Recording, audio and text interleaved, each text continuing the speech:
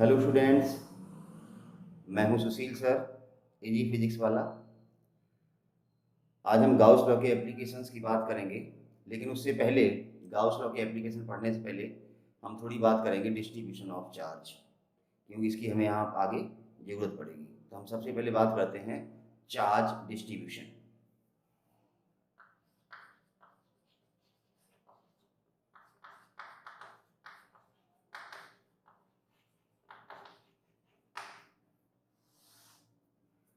ये charge distribution दो तरह का होता है, एक तो यूनिफॉर्म और एक non uniform.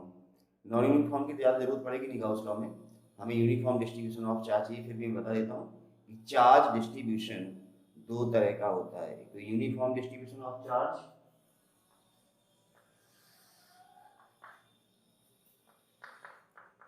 Non uniform distribution.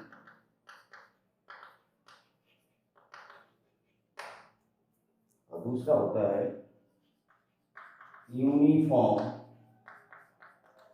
Distribution. ठीक है ना। चार्ज डिस्ट्रीब्यूशन दो तरह का है, नॉन यूनिफॉर्म और दूसरा है यूनिफॉर्म डिस्ट्रीब्यूशन। इसकी हमें जरूरत पड़ेगी in case of applications of Gauss law. इसमें क्या होता है नॉन यूनिफॉर्म डिस्ट्रीब्यूशन में, जैसे हम किसी बॉडी की जब हम चार्ज करेंगे तो पूरा का पूरा चार्ज बॉडी पर या सरफेस पर यूनिफॉर्मली डिस्ट्रीब्यूटेड हो, ऐसा जरूरी नहीं। कहीं पे से चार्ज ज़्यादा है, डेंसिटी ज़्यादा, कहीं कम है, ऐसे करके कहीं ज़्यादा है, like this. This is non uniform distribution of charge. आप देख रहे हैं कहीं चार्ज ज़्यादा है, कहीं कम है, कहीं ज़्यादा है, कहीं कम है, डेंसिटी यूनिफॉर्म नहीं है। यूनिफॉर्म डिस्ट्रीब्यूशन ऑफ चार्ज में डेंसिटी हर जगह चार्ज की कैसी रहेगी, सेम। ये तीन तरह का होता है, it is of three types. Number one, linear distribution of charge, linear distribution. इसमें चार्ज किसी लेंथ पे डिवाइड होगा, अभी हम आगे बताएंगे। दूसरा होता है सरफेस डिस्ट्रीब्यूशन, सरफेस डिस्ट्रीब्यूशन। और तीसरा होता है volume distribution, volume distribution of charge. ये चार्ज की ही डिस्ट्रीब्यूशन है, एक, दो और तीन।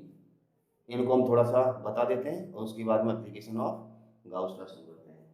लीनियर डिस्ट्रीब्यूशन, ठीक है ना, इसकी हमें जरूरत नहीं पड़ेगी अभी, इसको हटा ही देते हैं।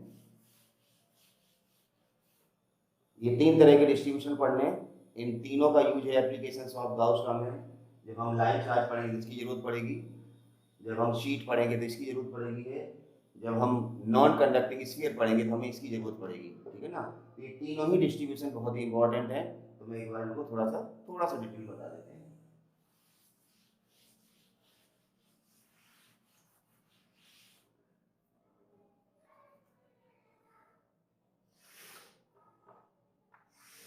इस तरह से देखिए, यहाँ पर हम लीनियर डिस्ट्रीब्यूशन की बात करेंगे।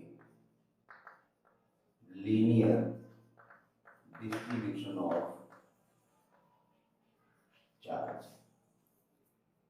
when a certain charge, suppose q, is uniformly distributed over certain length। जैसे मान लो हमने कोई वायर ले लिया, मेटेलिक वायर है, इस पर q चार्ज डिस्ट्रीब्यूटेड है, ये q चार्ज है, इसकी लेंथ कितनी है l।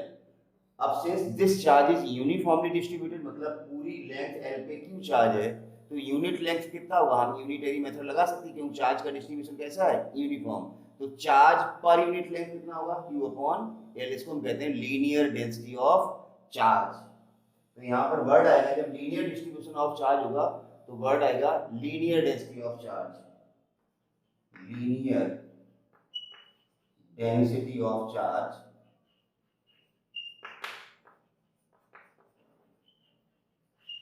लैम्डा बराबर q upon l, unit coulomb per metre. तो लीनियर डेंसिटी मतलब चार्ज पर यूनिट लेंथ, आप चाहे तो लिख लेना। तो ये लीनियर डिस्ट्रीब्यूशन था। अब लीनियर डिस्ट्रीब्यूशन में जैसे हमने एक वायर ले लिया या कोई मेटेलिक रिंग होती है, रिंग को तोड़ेंगे तो क्या होगा, वायर बनेगा ना। तो मेटेलिक रिंग भी हो सकती है यहाँ पर, जिसके हम चार्ज दे सकते हैं, तो वो भी लीनियर डिस्ट्रीब्यूशन ऑफ चार्ज ही आएगा। दूसरा आता है surface distribution of charge. Surface distribution of charge, यहाँ पर चार्ज किसी सर्टेन सरफेस पे होगा, जैसे हमने शीट ले ली कोई इस तरह से, इसका सर्टेन एरिया है, इस पे हमने चार्ज यूनिफॉर्म डिस्ट्रीब्यूट कर दिया, ये क्यू चार्ज है, शीट का एरिया ए है।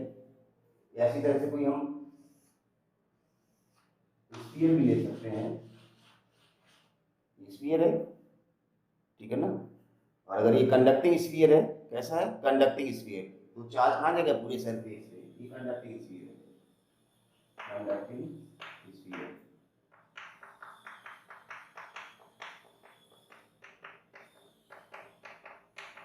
ध्यान रहे, स्फीयर को रिंग मत समझ लेना, ये रिंग नहीं है, ये स्फीयर है, तो चार्ज सरफेस होगा।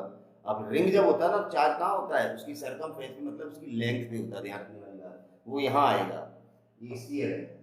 तो if a charge q is uniformly distributed over certain area A, तो यहाँ पर आता है चार्ज पर यूनिट एरिया, इसको कहते हैं surface density of charge, surface density of charge, sigma equal to q upon a, coulomb per metre square, that is charge per unit area. इतने area पे कितना है, तो यूनिट एरिया पे कितना होगा, इसको कहते हैं charge per unit area, that is charge per unit area. तो ये होता है सरफेस डेंसिटी ऑफ चार्ज। ये था चार्ज पर यूनिट लेंथ। अब अगला आएगा चार्ज पर यूनिट वॉल्यूम, क्योंकि हम वॉल्यूम डिस्ट्रीब्यूशन की बात कर रहे हैं। तीसरा है वॉल्यूम डिस्ट्रीब्यूशन ऑफ चार्ज। अगर चार्ज किसी सर्टेन वॉल्यूम पे, यहाँ पर नॉन कंडक्टिंग स्फीयर आएगा,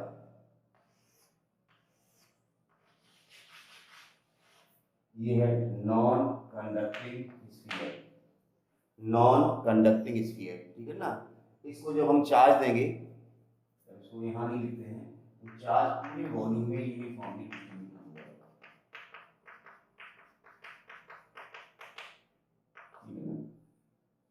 तो ये क्यू चार्ज है और किसी सर्टेन वॉल्यूम के अंदर है, तो यहाँ पर आएगा चार्ज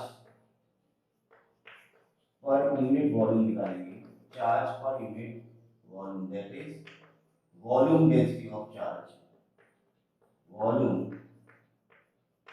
डेंसिटी ऑफ चार्ज,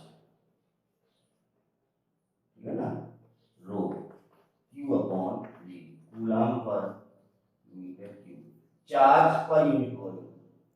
तो लीनियर डेंसिटी में charge per unit length, charge per unit area और चार्ज पर यूनिट वॉल्यूम, तो ये तीन तरह का डिस्ट्रीब्यूशन ऑफ चार्ज होता है, जिसको हम यूज करेंगे in case of applications of Gauss law. तो आज हम गाउस लॉ की जो एप्लीकेशंस पढ़ेंगे, उसमें हम निकालेंगे electric field due to spherical shells या स्फीयर, चाहे वो कंडक्टिंग हो या नॉन कंडक्टिंग, इस पर हम बात करेंगे। तो ठीक है ना, हम गाउस लॉ की एप्लीकेशन शुरू कर रहे हैं, तो इसको नोट कर लेना और मैं इसको हटा रहा हूँ।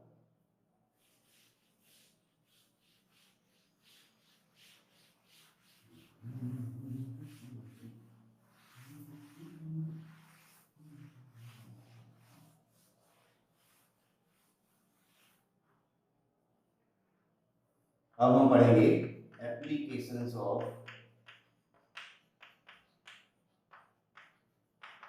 Gauss law.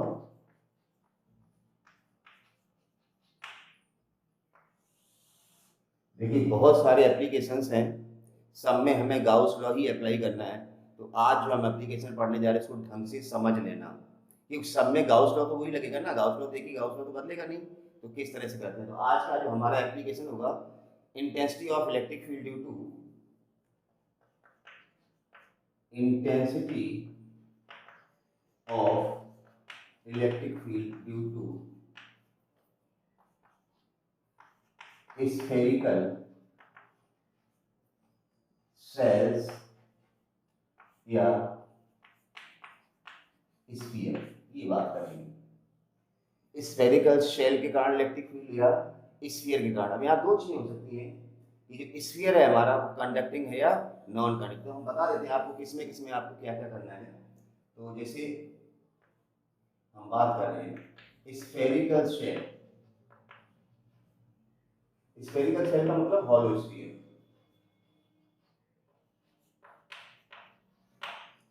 स्फेरिकल शेल हो या हॉलो स्फीयर हो, इससे कोई फर्क नहीं पड़ता ये कंडक्टिंग है या नॉन कंडक्टिंग है, कंडक्टिंग हो या नॉन कंडक्टिंग, क्योंकि हॉलो है, हॉलो स्फीयर है तो अंदर तो चार्ज होगा ही नहीं, चार्ज कहाँ जाएगा, सरफेस पे, चाहे कंडक्टिंग है चाहे नॉन कंडक्टिंग है। ये तो बात क्लियर होगी। स्फेरिकल शेल या हॉलो स्फीयर, चाहे वो कंडक्टिंग हो चाहे नॉन कंडक्टिंग हो, चार्ज कैसा दिखेगा आपको, जैसे ये रेडियस का स्फीयर है, चार्ज कहाँ दिखेगा, इस तरह से दिखेगा। वापस ध्यान रखना ये रिंग नहीं है, ये एक हॉलो स्फीयर है या स्फेरिकल शेल है, तो उसमें चार्ज का डिस्ट्रीब्यूशन सरफेस पे इस तरह से हमें दिखेगा। ध्यान रखना ये सरफेस डेंसिटी ऑफ चार्ज का केस आएगा। लेकिन अगर आपका स्फीयर सॉलिड है, अगर स्फीयर कैसा है, सॉलिड स्फीयर है, इसमें भी दो केस, कंडक्टिंग और नॉन कंडक्टिंग।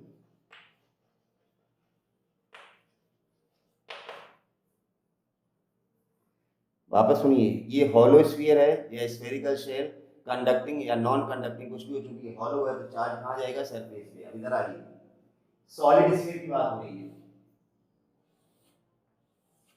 ये सॉलिड स्फीयर है लेकिन कैसा है, conducting, and charge given to the conductors resides over its surface.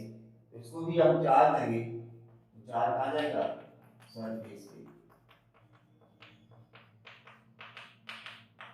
अब आप गौर से देखें, जो डिस्ट्रीब्यूशन ये है वो डिस्ट्रीब्यूशन ये है, लेकिन अगर नॉन कंडक्टिंग स्फीयर है,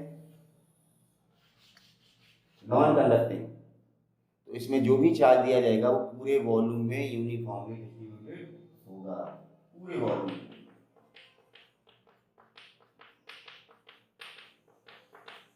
तो यहां पर आपको सिर्फ एक ही चीज ध्यान रखनी है, चाहे स्फेरिकल शेल हो या हॉलो स्फीयर हो या कंडक्टिंग स्फीयर हो, सॉलिड हो, तीनों का रिजल्ट एक ही होगा, तीनों का इलेक्ट्रिक फील्ड एक ही होगा, तीनों का डिस्ट्रीब्यूशन चार्ज कैसा, सेम।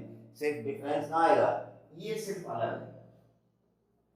मतलब स्फेरिकल शेल या कंडक्टिंग स्फीयर दोनों एक ही बातें हैं, दोनों का रिजल्ट एक ही है, सिर्फ डिफरेंस कहाँ आएगा, नॉन कंडक्टिंग स्फीयर के केस में डिफरेंस आएगा।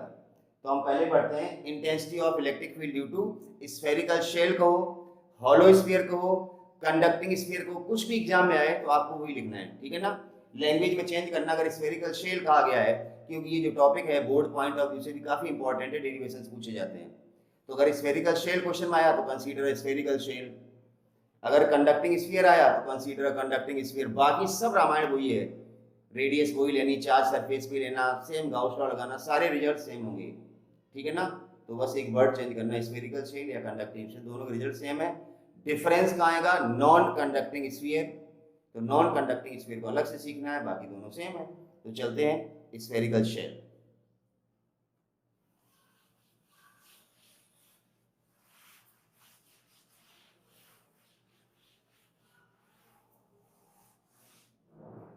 Intensity of electric field due to spherical shell या कंडक्टिंग स्फीयर लिख दो, तो कंडक्टिंग स्फीयर, ये दोनों के रिजल्ट सेम होंगे। अब हम देख रहे हैं कि गाउस लॉ कैसे अप्लाई करेंगे, बहुत ध्यान से देखना, बहुत आसान है। मैंने कहा ना कि एक डेरिवेशन आपको सीखना है, सब में गाउस लॉ वही लगेगा, सारे रिजल्ट सेम आएंगे। तो एक छोटा सा सीख लो, ठीक है ना। देखिए सबसे पहला काम, सिर्फ 3 स्टेप ध्यान रखने हैं आपको। सबसे पहला काम है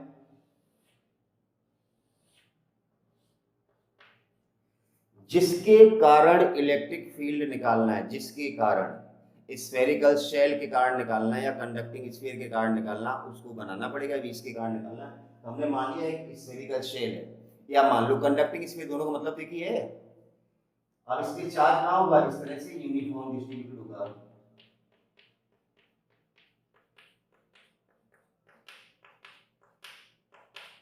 ठीक है ना, एक स्फेरिकल शेल लिया, उस पे क्यू चार्ज यूनिफॉर्मली डिस्ट्रीब्यूटेड है, इसके कारण हमें इलेक्ट्रिक फील्ड निकालना है। अब क्वेश्चन ये उठता है कि कहाँ निकालना है, यहाँ कहीं निकालना है, यहाँ निकालना है, मतलब इसके बाहर निकालना है या इसकी सरफेस पे निकालना है या इसके अंदर निकालना है।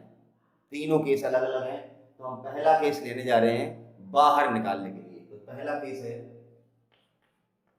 Outside the shell.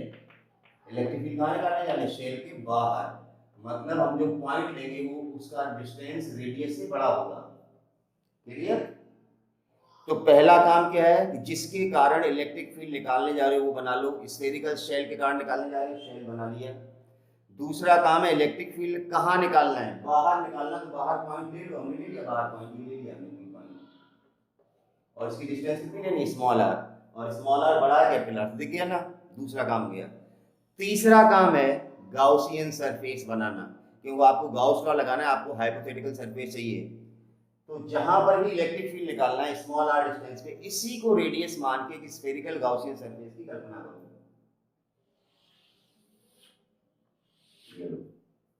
ये जो आपका स्फीयर दिख रहा है ना, ये वाला,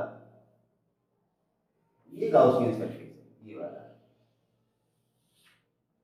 मतलब आपका जो स्फेरिकल शेल था उसके बाहर एक और स्फीयर बन गया, जिसको हम कहते हैं गाउसियन सरफेस। ये है गाउसियन सरफेस। तीन काम हो गए।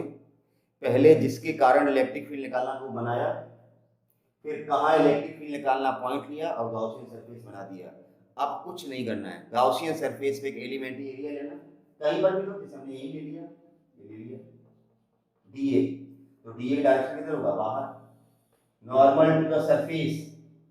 और इलेक्ट्रिक फील्ड किधर होगा, चूंकि इस स्फेरिकल या जो स्फीयर है गाउसियन सरफेस के अंदर चार्ज कैसा है, पॉजिटिव है। तो जब पॉजिटिव चार्ज होता है तो इलेक्ट्रिक फील्ड कैसा होता है, रेडियली आउटवर्ड। तो इसके कारण इलेक्ट्रिक फील्ड किधर होगा, बाहर की ओर। आप यहाँ नहीं, आप कहीं पर ही बनाते, अगर आप यहाँ बनाते डीए तो डीए बाहर होता, ई बाहर होता, सब जगह बाहर होता, कहीं बनाते। तो गाउसियन सरफेस पे एलिमेंट्री एरिया लेना, ध्यान रखना, डीए। तो डीए का डायरेक्शन बाहर, ई का डायरेक्शन कितना हो गया, जीरो। कोई दिक्कत ही नहीं यहाँ तक। तो पहला काम है जिसके कारण इलेक्ट्रिक फील्ड निकालना, वो चीज बना दो, स्फेरिकल शेल बना दिया, इसको हम कंडक्टिंग स्फीयर भी कह सकते हैं, दोनों का रिजल्ट सेम है। फिर जहां इलेक्ट्रिक फील्ड निकालना, बाहर निकालना, तो बाहर हमने पॉइंट ले लिया पी, आर डिस्टेंस में, स्मॉल आर, ऑब्जर्वेशन पॉइंट की डिस्टेंस हम स्मॉल आर लेंगे, रेडियस कैपिटल आर लेंगे। फिर गाउसियन सरफेस बना दिया, गाउसियन सरफेस पे एलिमेंट्री एरिया लिया, ई और डी की डायरेक्शन बता दी। अब गाउस लॉ लगा दो। गाउस लॉ क्या है, फाई बराबर sigma Q upon epsilon not कह दो, या 4 पाई के सिग्मा क्यू कह दो, दोनों का मतलब एक ही है।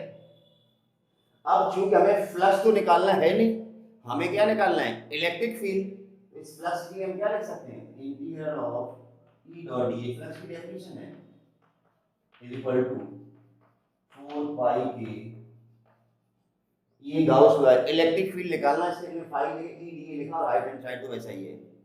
ई डॉट डी को खोलोगे तो ई डी cos थीटा आएगा, ये आएगा ई डी cos थीटा कितना है, 0, is equal to 4 pi k. Sigma Q का मतलब होता है total charge inside the Gaussian surface. तो ये आपका गाउसियन सरफेस है, इसके अंदर जो चार्ज है यही वाला है ना, इसको हमने क्या माना, Q. Q charge is uniformly distributed over its surface.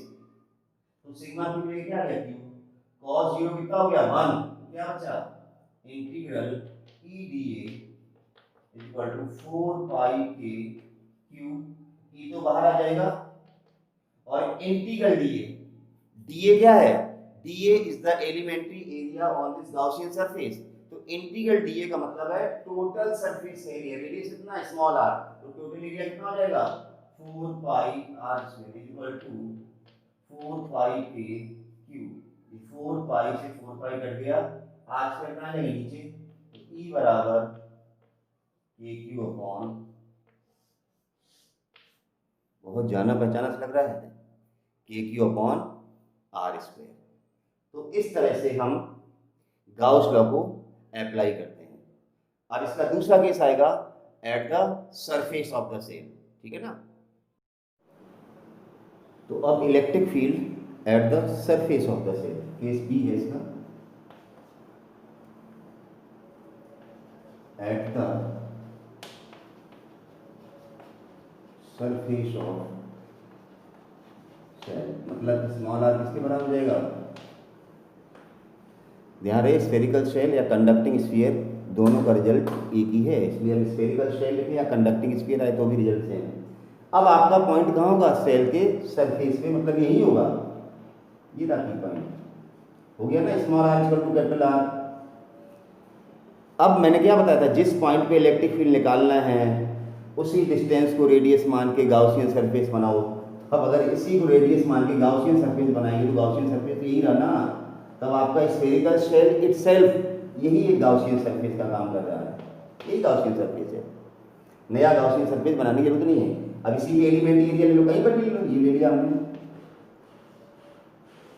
वही डीए बाहर की ओर, इलेक्ट्रिक फील्ड बाहर की ओर, कहीं भी लो, जरूरी नहीं कि आप यहीं लो, यहाँ ले लो, ई डीए बाहर की ओर, यहाँ ले लो, ये लो, डीए बाहर, ई बाहर, कहीं लो, जरूर नहीं आप यहाँ लो, यहाँ लो, बरोबर है ना। फिर हमें वही गाउस लॉ लगाना है, गाउस लॉ तो सेम ही है, चेंज कहाँ होगा, थीटा भी 0 है। मैंने कहा ना कि एक बार आपने गाउस लॉ लगाना सीख लिया, गाउस लॉ की एप्लीकेशन का फर्स्ट केस कोई भी कर लिया, सब में बार बार वही आना है, आपको नया कुछ नहीं करना है। फिर वही गाउस लॉ, फिर थीटा 0, फिर सिग्मा क्यू, सिग्मा क्यू मतलब ये वाला चार्ज, अभी तक गाउसियन सरफेस बाहर था तो उसके अंदर ही था ये, अब यही गाउसियन सरफेस तो इस पे ही चार्ज है ना, तो वो तो चार्ज काउंट होगा ना, charge enclose with the Gaussian surface, उसके अंदर है या उसके ऊपर है गाउसियन सरफेस, वो चार्ज काउंट होगा। तो सिग्मा क्यू की जगह वापस क्यू, क्यू ये जो चार्ज है ये क्यू है, पूरा डिस्ट्रीब्यूशन है क्यू चार्ज है। फिर थीटा 0 ई बाहर, इंटीग्रल डीए, वहां पर इस तरह से आपका भी था जिसका रेडियस था स्मॉल आर, अब स्मॉल आर कैपिटल आर के बराबर हो गया, तो जो एरिया आएगा 4 पाई कैपिटल आर स्क्वायर आएगा, बस इतना ही चेंज है। तो यहाँ जहाँ स्मॉल आर है रिजल्ट में, वहाँ क्या हो जाएगा, कैपिटल आर स्क्वायर, बस हो गया, सेम डेरिवेशन है। Small R is equal to capital R, तो रिजल्ट में जहाँ स्मॉल आर था वहाँ कैपिटल आर करना है, कुछ नहीं करना है। और ये इलेक्ट्रिक फील्ड कैसा है, कांस्टेंट, कांस्टेंट, क्योंकि सरफेस पे चाहे यहाँ निकालो चाहे यहाँ निकालो चाहे यहाँ निकालो, डिस्टेंस तो बराबर ही आएगी ना। बाहर के केस में क्या था कि बाहर आप यहाँ निकालो तो रेडियस कुछ और आएगी डिस्टेंस, यहाँ निकालो डिस्टेंस, सरफेस पे तो डिस्टेंस सेम ही आएगी। तो सरफेस पे जो इलेक्ट्रिक फील्ड होता है वो कैसा होता है, कांस्टेंट होता है। अब तीसरा केस क्या बना, inside, C case, inside the shell,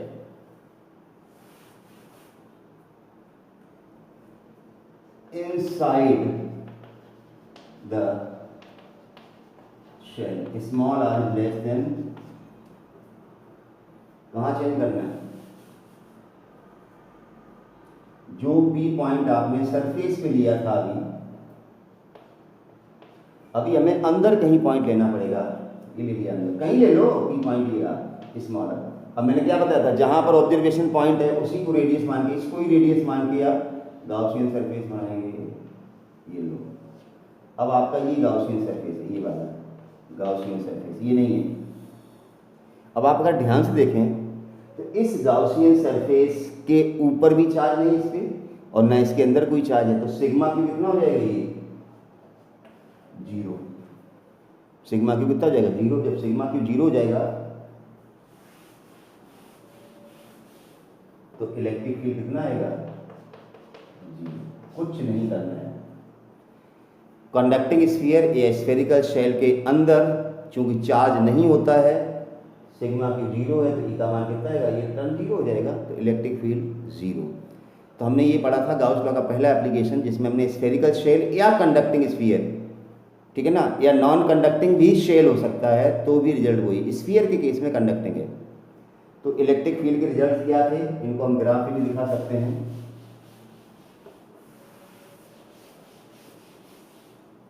हमारे पास रिजल्ट ये है, electric field due to shell,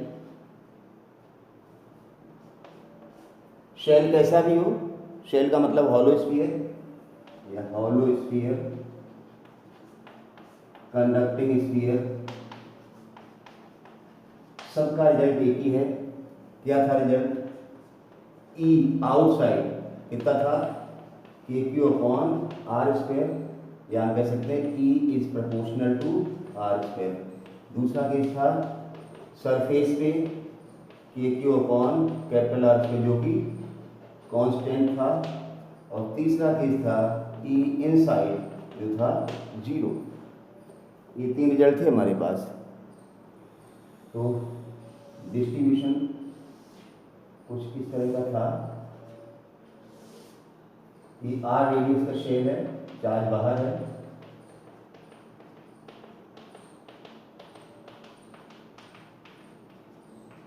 electric field versus distance का ग्राफ बनाने जा रहे हैं due to the shell sphere, hollow sphere, conducting sphere. इधर बात को देखो, इस लाइन का मतलब तो है small R equal to capital R, यहाँ इलेक्ट्रिक फील्ड कांस्टेंट है। इस लाइन के इधर मतलब बाहर वाला केस है, E is inversely proportional to R square. Inversely proportional to R square का ग्राफ इस तरह से, E is inversely proportional to, ध्यान रहे इस लाइन के आगे की बात हो रही, मतलब बाहर की बात हो रही, बाहर electric field inversely proportional to R square, और इस लाइन के अंदर की बात करें तो इलेक्ट्रिक फील्ड कितना होता है? 0, और इस लाइन पे तो स्मॉल आर इक्वल टू कितना होता है? कैपिटल आर, तो इलेक्ट्रिक फील्ड इज कांस्टेंट। अब हम दूसरा पढ़ेंगे, मैंने कहा जिसमें डिफरेंस आता है, वो है electric field due to non conducting sphere. तो बहुत इंपॉर्टेंट है, जेई में भी क्वेश्चंस आते हैं नॉन कंडक्टिंग स्फीयर से, ध्यान रखना, और डेरिवेशन भी आ सकता है। वैसे इस साल एनसीईआरटी ने या सीबीएसई ने सिलेबस जो कम किया है उसमें स्फेरिकल शेल या कंडक्टिंग स्फीयर्स को हटा दिया गया है। तो जो लोग इस साल बोर्ड का एग्जाम दे रहे हैं तो वो लोग अगर इसको नहीं पढ़ेंगे तो भी उनका काम चल सकता है, लेकिन जेई में टॉपिक है ये, ठीक है ना, तो आपको पढ़ना ही है। चलिए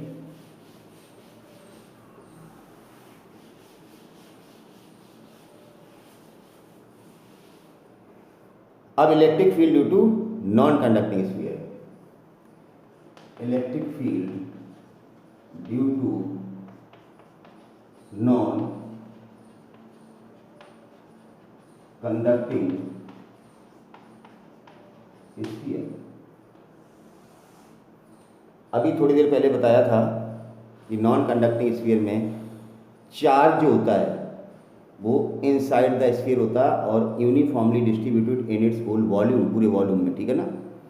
तो इसके भी वही 3 केस बनेंगे, आउटसाइड, इनसाइड और सरफेस पे। तो दो तो सेम है, electric field outside the non conducting sphere और electric field at the surface of the conducting, दोनों सेम है। जो कंडक्टिंग में थे वो नॉन कंडक्टिंग में, सिर्फ डिफरेंस कहाँ आएगा? Inside the non conducting sphere. तो उस पर ध्यान देना, ये दोनों से सेम है। हम आप एक बार में बता देते हैं। पहला केस है आउटसाइड नॉन कंडक्टिंग स्फीयर, मतलब स्मॉल आर ग्रेटर देन, जैसे वहां लिया था,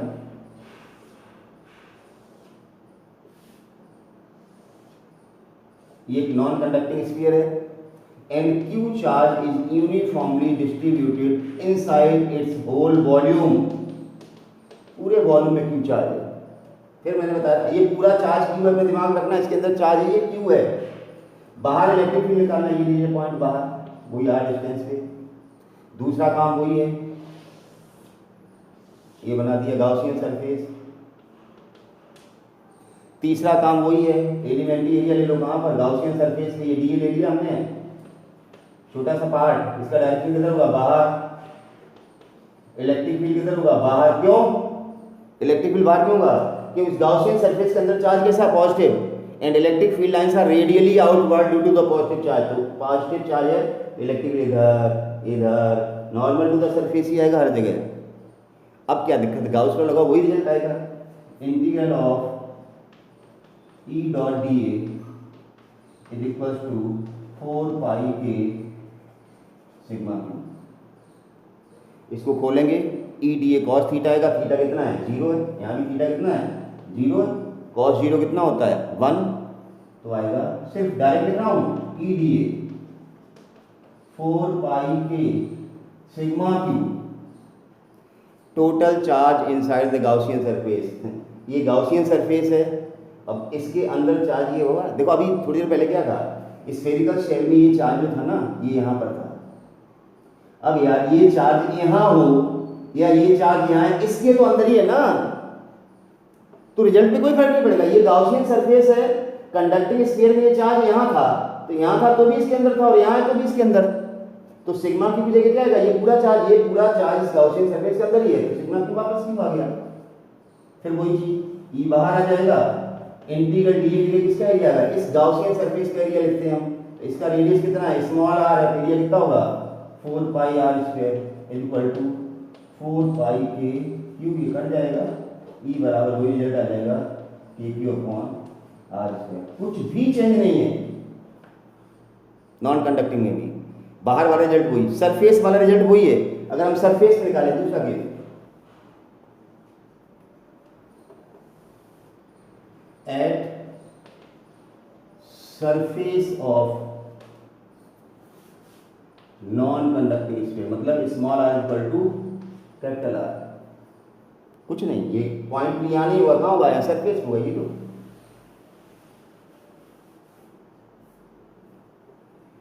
ये पी पॉइंट यहाँ आ गया सरफेस पे।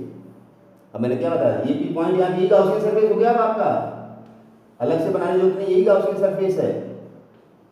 इसी पे एलिमेंट ये ले लेना, ये ले लिया डी ए, बाहर डायरेक्शन डी ए बाहर, सेम बिट्टू यहीं आएगा, चेंज कहाँ आएगा, ये गॉसियन सरफेस है अब आपका, उसका रेडियस कैपिटल आर हो गया, small R equal to capital R, बस सिर्फ यहाँ चेंज आएगा,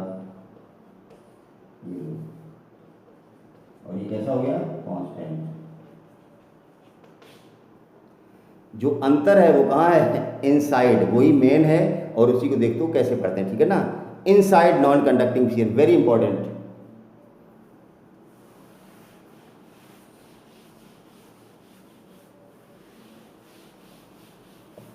एक लाइन में खत्म करते हैं। वॉल्यूम चार्ज डेंसिटी आप लोग पढ़ चुके हैं, charge per unit volume. Charge का डिस्ट्रीब्यूशन जब यूनिफॉर्म होता है, तो जब हमें पता कि इतने वॉल्यूम इतना चार्ज है, तो इतने वॉल्यूम में कितना होगा, हम यूनिटरी मेथड से निकाल सकते हैं। तो चलिए, केस सी है इनसाइड नॉन कंडक्टिंग स्फीयर, मतलब small R is less than capital R, और ये इंपॉर्टेंट हुआ करता है। तो एक नॉन कंडक्टिंग स्फीयर बना लिया, थोड़ा बड़ा बना लिया मैंने इस बार, ये रेडियस है और क्यू चार्ज इस तरह से पूरे वॉल्यूम में डिस्ट्रीब्यूटेड है, राइट। अब हमें क्या करना है, अंदर इलेक्ट्रिक फील्ड निकालना है, तो हमने कोई अंदर पॉइंट ले लिया, पी, ये ले लो, ये ले लिया P point small R distance में, तो स्मॉल आर छोटा हो गया कैपिटल आर। अब ये गॉसियन सरफेस, ध्यान, अब आपका ये गॉसियन सरफेस अंदर वाला, ये है गॉसियन सरफेस। अब आप इस गॉसियन सरफेस पे एलिमेंट्री एरिया ले लो, ले लिया हमने, ये एरिया का direction normal to the surface, electric field radially outward, तो इसमें तो कोई दिक्कत नहीं, यहाँ तो थीटा बराबर वापस जीरो हो जाएगा, इसमें तो कोई दिक्कत है ही नहीं। मेन दिक्कत क्या है, अभी तक हमारा क्या था, गॉसियन सरफेस के अंदर जो चार्ज लेते थे वो क्यू होता था या जीरो होता था। अभी क्या है, ये गॉसियन सरफेस नहीं है बात का, ये तो आपका ओरिजिनल स्फीयर है, ठीक है ना, और इस ओरिजिनल स्फीयर के अंदर चार्ज कितना था, क्यू।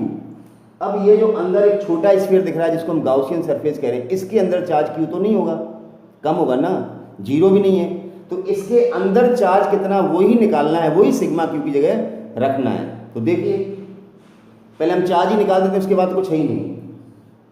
हमें पता है चार्ज पर यूनिट वॉल्यूम, जिसको हम चार्ज डेंसिटी कहते हैं, चार्ज डेंसिटी का मतलब होता है charge per unit volume, unit volume में कितना चार्ज। अब ये तो हमें पता है, charge per unit volume 4/3 pi R cube, ठीक है ना, ये तो यूनिट वॉल्यूम चार्ज। हमें किस वॉल्यूम में चाहिए, इतने से वॉल्यूम में चार्ज चाहिए, तो इस वॉल्यूम को मल्टीप्लाई कर दो। इसलिए कुछ नहीं करना, charge in Gaussian surface, Gaussian surface का मतलब that is in volume 4/3 pi small R cube will be, ध्यान दीजिए,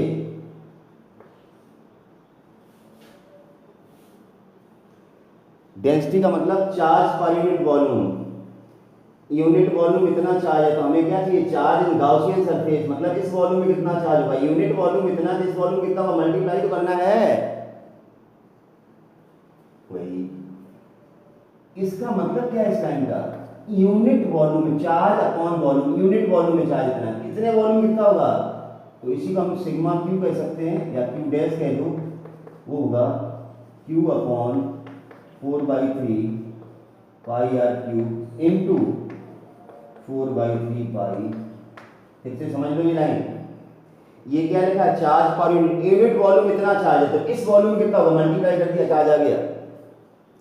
ये जो गाउसियन सरफेस है इसी के अंदर चार्ज निकालना है ना, इसका वॉल्यूम हमें पता है 4/3 पाई आर क्यूब, वॉल्यूम की बात हो रही है, चार्ज पर यूनिट वॉल्यूम हमें पता है, यूनिट वॉल्यूम में चार्ज कितना है, इतना है। ये डेंसिटी का मतलब क्या है, charge upon volume, unit volume में चार्ज इतना है तो इतने वॉल्यूम में कितना होगा, हमने उस वॉल्यूम से मल्टीप्लाई कर दिया तो चार्ज आ गया गाउसियन सरफेस के अंदर। ये काट सकते हो आप, तो जो सिग्मा क्यू आएगा यहाँ पर, जिसको हमने क्यू डैश नाम दिया, वो कितना आएगा, Q small R Q upon capital R Q, खत्म। आगे आपको कुछ करना ही नहीं, अब तो गाउस लॉ लगाना, जहाँ सिग्मा क्यू वहाँ ये वैल्यू डालनी, बाकी कुछ नहीं करना है, खत्म। देखिए कैसे लगाओ गाउस लॉ,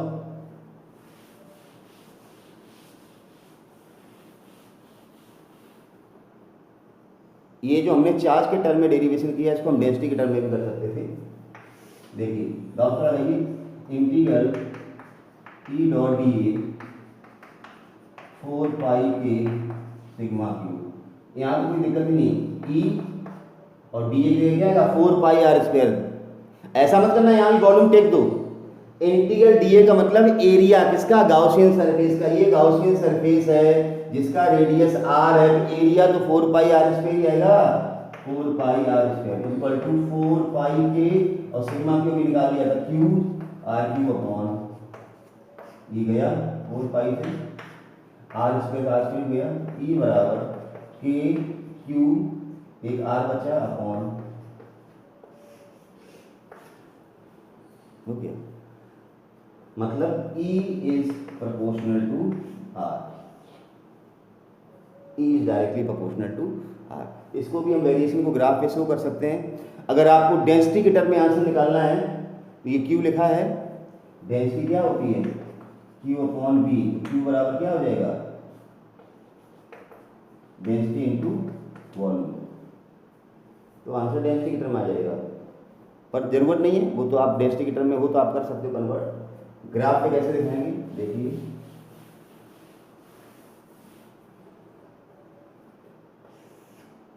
ये नॉन कंडक्टिंग स्फीयर है, इलेक्ट्रिक फील्ड वर्सेस डिस्टेंस में ग्राफ कहीं नहीं, ग्राफ में चल जाएगा, बाहर का रिजल्ट सेम तो बाहर का रिजल्ट का ग्राफ सेम, सरफेस पे स्मॉल आर का टू कैपिटल आर, ठीक है।